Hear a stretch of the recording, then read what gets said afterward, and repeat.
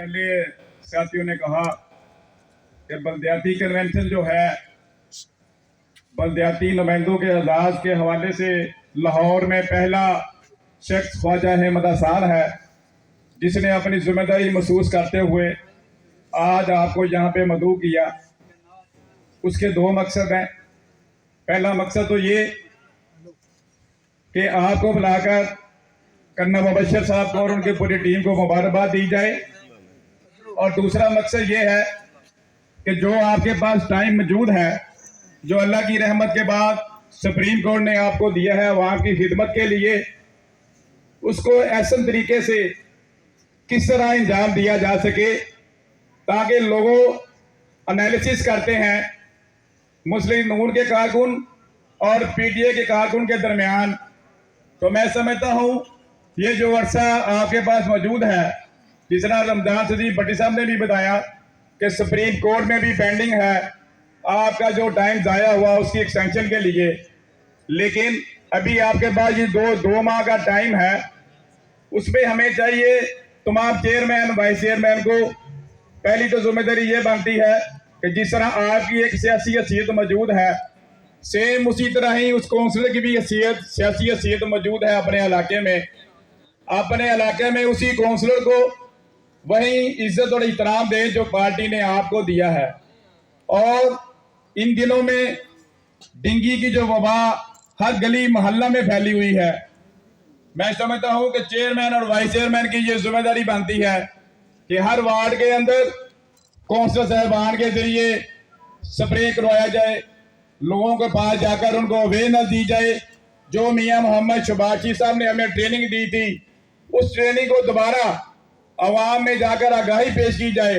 क्योंकि डेंगू एक ऐसी वबा है जो सिर्फ आगाही से ही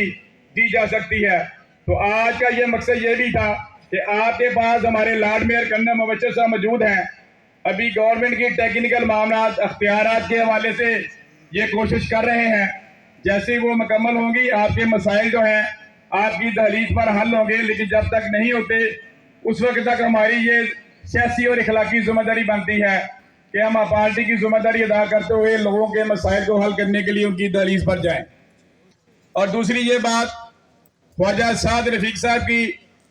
मैं समझता हूँ ख्वाजा साद रफीक लीडर तो है ही, लेकिन वो कारकुन जो कारकुनों की बात करता है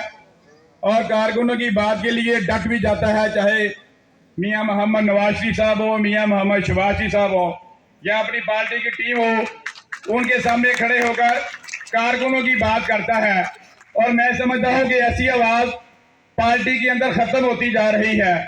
मेरी साद रफीक साहब से गुजारिश होगी कि बराए मेहरबानी जो नर्सरी लगाएं। ये जो साद रफीक जब बोलता है लोगों के मसाइल के हवाले से,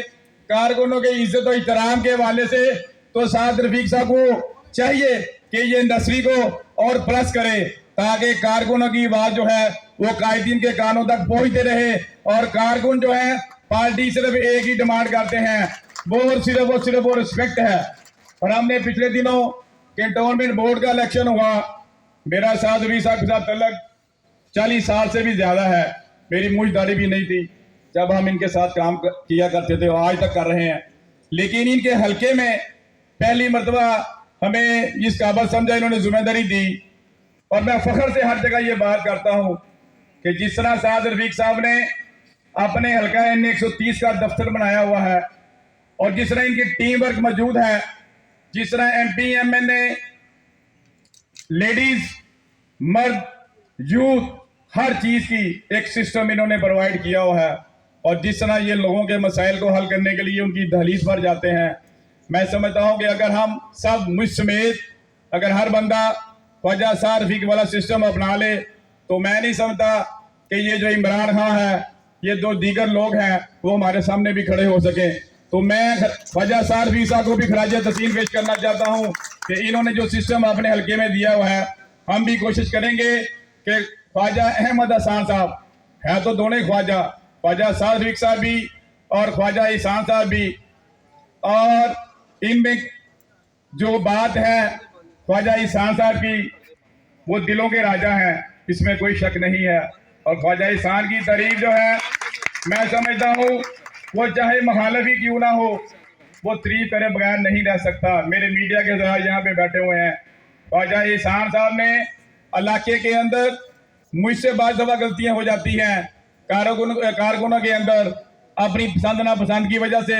हमसे भी बहुत सारी ज्यादतियां हो जाती हैं, लेकिन ख्वाजा अहमद हसन साहब वो वह शख्स है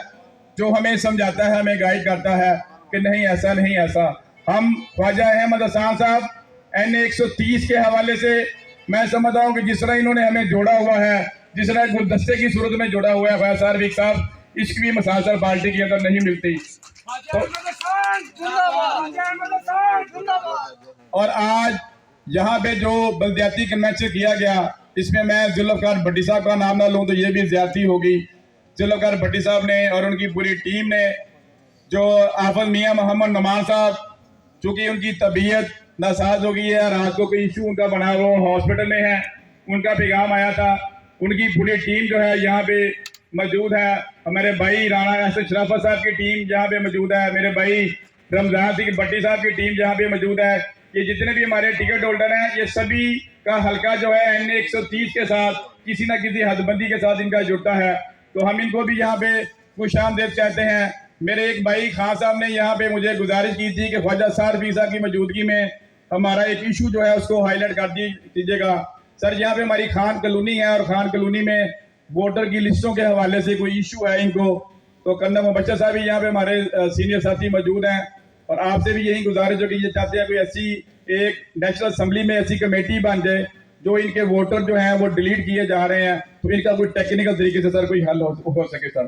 तो इन्हीं अल्फाज के साथ मैं आपसे इजाजत चाहूंगा, इस उम्मीद के साथ कि अल्लाह ताला ने जो आपको ये टाइम दिया है, आप बिला तफरीक किसी से, आप कर्नल मुबशर साहब, हमारे डिप्टी मेयर साहबान जो हैं अल्हम्दुलिल्लाह, लॉर्ड मेयर ने हर डिप्टी मेयर को, मियां मोहम्मद तारे साहब, मेयर महमूद साहब, एजाज हफीज साहब को इनके टाउन में बैठा दिया है। आपके कोई भी मसाइल होंगे, ये अपनी हदूद में रहते हुए आपके मसाइल को हल करने में कोशिश करेंगे। इन्हीं लफाज के साथ मैं शुक्रिया करता हूँ।